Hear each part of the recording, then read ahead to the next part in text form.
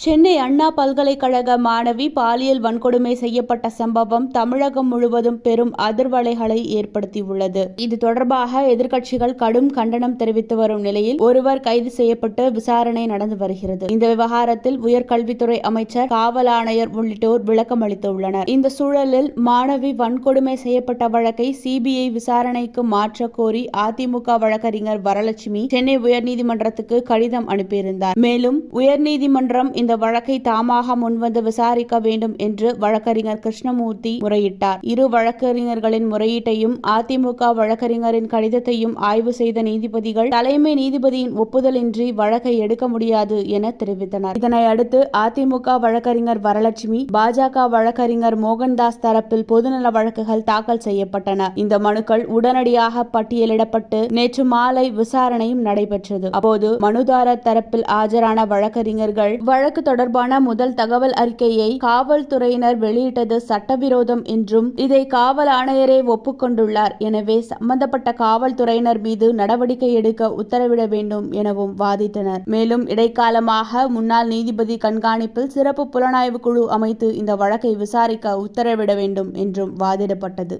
இதனை கேட்ட நீதிபதிகள், பாதிக்கப்பட்ட மாணவி தைரியமாக தனக்கு நடந்த அவலங்களை புகாராக அளிக்க முன்வந்ததற்கு பாராட்டுக்களை தெரிவித்ததோடு இந்த வழக்கு குறித்து தமிழக அரசுக்கும் காவல்துறைக்கும் சரமாரியாக கேள்விகளை எழுப்பினர். புலன் விசாரணை நிலுவையில் உள்ள போது குற்றவாளி ஒருவர்தான் என்று காவல் ஆணையர் எப்படி முடிவுக்கு வந்தார்? யாரை காப்பாற்றுவதற்காக பேட்டியளித்தார்? கைது செய்யப்பட்டவர் காலில் கட்டு போடப்பட்டுள்ளது ஏன்? இந்த சம்பவத்தில் ஈடுபட்டதாக கைது செய்யப்பட்டுள்ள நபரை எப்படி குற்றவாளி என காவல் ஆணையர் முடிவு செய்தார்? கமிஷனர் எப்படி பத்திரிகையாளர் சந்திப்பு நடத்துவார்? பத்திரிகையாளர் சந்திப்பு நடத்துவதற்கு முன் அனுமதி பெறப்பட்டதா? குற்றவாளி 10 ஆண்டுகள் அண்ணா பல்கலைக்கழக வளாகத்தில் உலவி வருகிறார். அதை விசாரித்தீர்களா? மாணவியையே குறை கூறும் வகையில் அந்த எஃப்ஐஆர் அமைந்துள்ளது. பெண்கள் ஆண்களுடன் பேசக்கூடாது, பாதிக்கப்பட்ட மாணவி அங்கு சென்றிருக்க கூடாது என்றெல்லாம் சொல்ல முடியாது. பெண்களுக்கு முழு சுதந்திரம் உள்ளது. காதல் என்பது பெண்ணின் தனிப்பட்ட சுதந்திரம் என்று தெரிவித்த நீதிபதிகள், எஃப்ஐஆர் வெளியானதற்கு